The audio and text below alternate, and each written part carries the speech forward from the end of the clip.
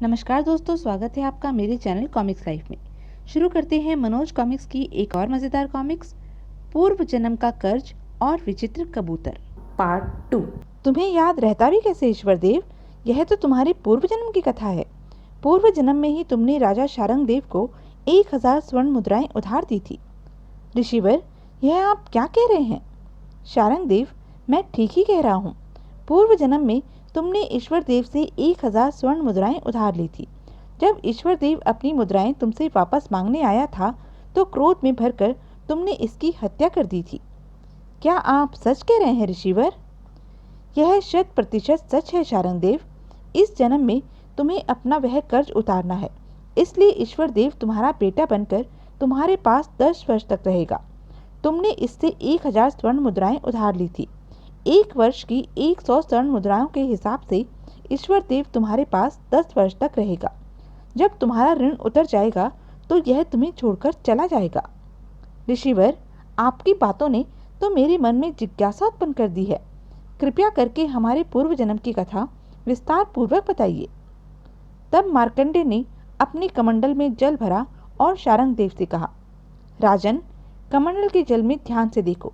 तुम्हारे पूर्व जन्म की समस्त घटनाएं इस जल में दिखाई देंगी। तब उत्सुकता में डूबे शारंगदेव ने कमंडल के जल में झांका। तत्पश्चात जल में कुछ दिखाई दिया राजन? हाँ ऋषिवर, एक राजा दिखाई दे रहा है। लगता है इसे किसी बात का दुख है। यह उदास बैठा हुआ है। जिस राजा को तुम देख रहे हो, इसका नाम राजा लंपट सिंह था। यह कौशंबी नगर का राजा था। अपने पिछले जन्म में राजा शारंगदेव, तुम ही राजा लंपट सिंह थे। क्या यह मेरा पूर्व जन्म का रूप है? हाँ राजन। तब शारंगदेव उत्सुकता से जल में देखने लगे। महात्मन, मेरी कोई संतान नहीं है। क्या ऐसा कोई उपाय है जिसके करने से मुझे संतान की प्राप्ति हो सके? उपाय है महाराज। क्या उपाय है महात्मन? राजन, आपके राज्य में एक राम तीर्थ नाम का एक धनवान व पुण्यवान ब्राह्मण रहता है। आपको उससे 1000 स्वर्ण मुद्राओं का ऋण लेना पड़ेगा। लेकिन महात्मन, मैं उससे ऋण क्यों लूं? मेरे खजाने में धन की कोई कमी नहीं है। राजन, वह धन तुम्हारे किस काम का है? संतान प्राप्ति के लिए तो तुम्हें राम तीर्थ से 1000 स्वर्ण मुद्राओं का ऋण लेना ही पड़ेगा। लेकिन महात्मन, मैं उस धन का करूंगा क्या? उस धन से तुम्हें एक यज्ञ का आयोजन करना पड़ेगा। कुछ तो यज्ञ का प्रभाव व कुछ राम तीर्थ के द्वारा दिए धन का पुण्य प्रभाव ही तुम्हें पिता कहलवाने का गौरव प्राप्त करा सकता है, अन्यथा तुम्हारे भाग्य में संतान का सुख नहीं है। ठीक है ऋषिवर, संतान प्राप्ति के लिए मैं यह भी करूंगा। राजन, एक बात ध्यान रखना, राम तीर्थ से ऋण मांगते समय तुम्हें तनिक भी क्रोध नहीं आना चाहिए, वरना अनर्थ हो जाएगा। और यह भी याद रखना, संतान हो जाने के पश्चात तुम्हें शीघ्र ही राम तीर्थ से ली हुई मुद्राएं वापस लौटानी पड़ेंगी। मैं इस बात का ध्यान रखूंगा ऋषिवर। लंपट सिंह ने ऋषि के जाने के पश्चात एक सेवक को आदेश दिया, जाओ, जल्दी से राम तीर्थ पंडित को बुलाकर हमारे पास ले आओ। जो आज्ञा महाराज। सेवक राम तीर्थ पंडित के पास पहुंचा। पंडित जी, आपको महाराज ने इसी समय बुलवाया है। राजा लंपट सिंह को मुझसे क्या काम आ पड़ा? ठीक है, मैं अभी तुम्हारे साथ चल रहा हूँ। कुछ देर बाद ही राम तीर्थ ब्राह्मण राजा लंपट सिंह के सामने उपस्थित था। महाराज की जय हो। महाराज ने कैसे इस सेवक को याद किया? राम तीर्थ, हमें तुमसे 1000 स्वर्ण मुद्राएं उधार चाहिए। महाराज, आपको मुझसे 1000 स्वर्ण मुद्राएं उधार लेने की क्या जरूरत पड़ गई? मैं कुछ समझा नहीं। राम तीर्थ, बात ही ऐसी आ पड़ी है। तब राजा लंपट सिंह ने ऋषि की कही हुई बात राम तीर्थ को बताई। सारी बात जानकर, महाराज, यदि ऐसी बात है तो मैं आपको ऋण अवश्य दूंगा। आप कल मेरे घर पर आना, मैं आपको 1000 स्वर्ण मुद्राएं दे दूंगा। तुम कल स्वर्ण मुद्राएं यहीं पर पहुंचा देना। मैं मुद्राएं लेने तुम्हारे घर पर नहीं आऊंगा राम तीर्थ। यह नहीं हो सकता है महाराज, मैं मुद्राएं लेकर आपके पास नहीं आऊंगा। क्यों? महाराज, दाता कभी याचक के पास नहीं जाता है, अपितु याचक को ही दाता के पास आना पड़ता है। यह सुनकर लंपट सिंह की भ्रुकुटी तन गई। इस अदना से राम तीर्थ की इतनी हिम्मत! मैं अभी इसे इसकी धृष्टता का मजा चखाता हूँ। यह सोच अनायास ही लंपट सिंह का हाथ तलवार पर कस गया। तभी उसी ध्यान आया, ऋषि ने चेतावनी दी थी कि राम तीर्थ से ऋण मांगते समय मुझे तनिक भी क्रोध नहीं आना चाहिए, वरना अनर्थ हो जाएगा। तत्पश्चात वह राम तीर्थ से बोला, ठीक है राम तीर्थ, मैं कल स्वयं ऋण लेने के लिए तुम्हारे घर आऊँगा। महाराज, आपके आने से पहले ही मैं 1000 स्वर्ण मुद्राओं का इंतजाम करके रखूंगा। कहकर राम तीर्थ वहां से चला गया। दूसरे दिन लंपट सिंह रथ में बैठकर राम तीर्थ के घर पर पहुंचा। आइए महाराज, आपका स्वागत है। राम तीर्थ आदर के साथ राजा लंपट सिंह को अपने घर में ले गया। अंदर जाकर, लीजिए महाराज, ये 1000 स्वर्ण मुद्राएं हैं। धन्यवाद राम तीर्थ, हम ठीक 1 वर्ष पश्चात तुम्हारी मुद्राएं वापस लौटा देंगे। राम तीर्थ की दी हुई मुद्राओं से राजा लंपट सिंह ने एक विशाल यज्ञ का आयोजन किया। भगवान, मेरी इच्छा अवश्य पूर्ण करना। कुछ दिन पश्चात ही लंपट सिंह की रानी पद्मावती ने उन्हें सूचना दी, महाराज, आप पिता बनने वाले हैं। क्या सच? इस शुभ समाचार को सुनकर लंपट सिंह की प्रसन्नता का कोई और छोर न था। ठीक 9 माह पश्चात रानी पद्मावती ने एक सुंदर पुत्र को जन्म दिया। भगवान, तेरा लाख लाख शुक्र है, तूने हमारी सुन ली। सारे राज्य में युवराज के जन्म पर खूब खुशियां मनाई गई। इस प्रकार युवराज का जन्म हुए 2 माह व्यतीत हो गए। एक दिन, महाराज, पंडित राम तीर्थ आपसे मिलना चाहते हैं। ठीक है, उन्हें अंदर ले आओ। दरबान राम तीर्थ को बुलाने के लिए चला गया। दरबान के जाने के पश्चात, कहीं राम तीर्थ अपनी दी हुई 1000 स्वर्ण मुद्राएं तो मांगने नहीं आया है। अगर उसने भरे दरबार में मुझसे मुद्राएं वापस मांगी तो दरबारियों के सामने मेरी किरकिरी हो जाएगी। पर राम तीर्थ ऐसा करेगा क्यों? वह समझदार ब्राह्मण है।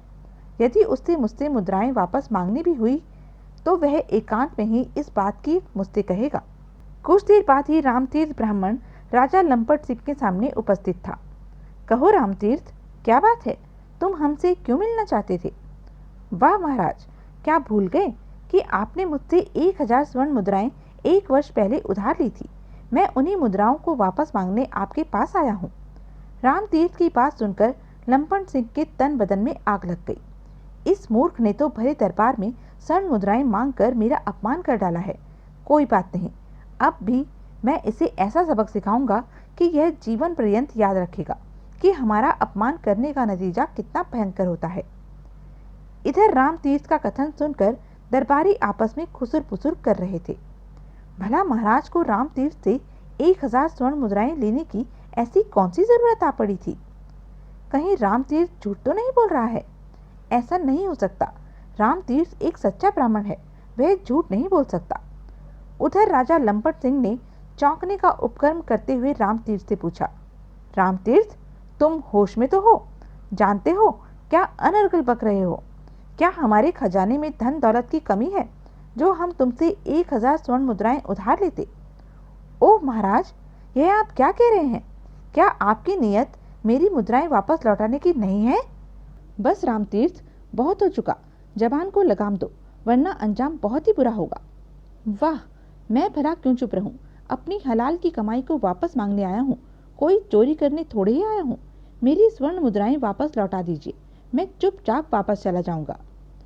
राम तीर्थ, मैं तुम्हें अंतिम चेतावनी दे रहा हूँ, चुप हो जाओ, वरना क्या होगा महाराज? वरना मैं तेरा खून पी जाऊंगा चांडाल। क्या कहा? मैं चांडाल हूँ? अगर मैं चांडाल हूँ तो जरा यह बताइए राजन कि एक चांडाल से ऋण मांगते हुए आपको जरा भी लज्जा नहीं आई?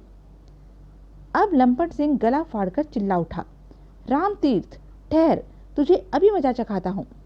लगता है अब कुछ घटकर रहेगा। क्रोध में कांपते हुए लंपट सिंह ने आव देखा न ताव तलवार राम तीर्थ के पेट में घुसेड़ दी। आ! ओह, महाराज ने यह क्या अनर्थ किया? एक ब्राह्मण की हत्या कर दी। दर्द से छटपटाता हुआ राम तीर्थ भूमि पर गिर पड़ा। किसी प्रकार दर्द को सहते हुए राम तीर्थ ने अटकते शब्दों में लंपट सिंह से कहा, लंपट सिंह, तूने अपने नाम को चरितार्थ कर दिया है। मुझे मारकर तूने घोर अपराध किया है। मुझे मारकर तू सोच रहा है कि तू मुझसे पीछा छुड़ा लेगा। क्या कर लेगा तू मेरा? इस जन्म में तो मैं अपनी स्वर्ण मुद्राएं तुझसे वापस न ले सका, पर याद रख, अगले जन्म में तू ब्याज सहित मेरा धन मुझे वापस लौटाएगा। हा, अगला जन्म किसने देखा है मूर्ख? लंपट सिंह, इस समय तू मद में अंधा हो रहा है, पर जल्दी ही तू व तेरा इकलौता पुत्र मौत की गोद में सोएगा। रामतीर्थ, लगता है मौत को सामने देखकर तू पागल हो गया है, तभी तो इस प्रकार बेकार का आलाप कर रहा है। इस पर रामतीर्थ ने उसकी ओर जलती हुई निगाहों से देखा। तत्पश्चात एक लंबी हिचकी के साथ उसके प्राण पखेरु उड़ गए।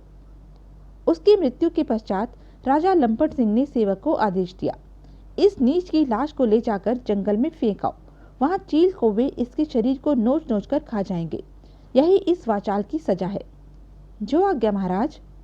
सेवक ने लंपट सिंह की आज्ञा का पालन किया और रामतीर्थ की लाश को जंगल में छोड़ आया, जहां चील कौवों ने उसकी लाश की दुर्गति कर दी। इस घटना के दूसरे ही दिन वही ऋषि राजा लंपट सिंह के दरबार में आया, जिसने उसे पुत्र प्राप्ति का उपाय बताया था। राजन, आपने यह क्या किया? जिससे ऋण लिया था उसी पुण्य आत्मा को मौत के घाट उतार दिया। इसके अलावा और कोई उपाय भी तो नहीं था। भरी सभा में अपनी मुद्राएं मांगकर उसने मेरा अपमान किया था। तो यह थी अब तक की कहानी। आगे की कहानी जानने के लिए बने रहें मेरे साथ। और हाँ, मेरे चैनल को लाइक, शेयर और सब्सक्राइब करना ना भूलें। धन्यवाद।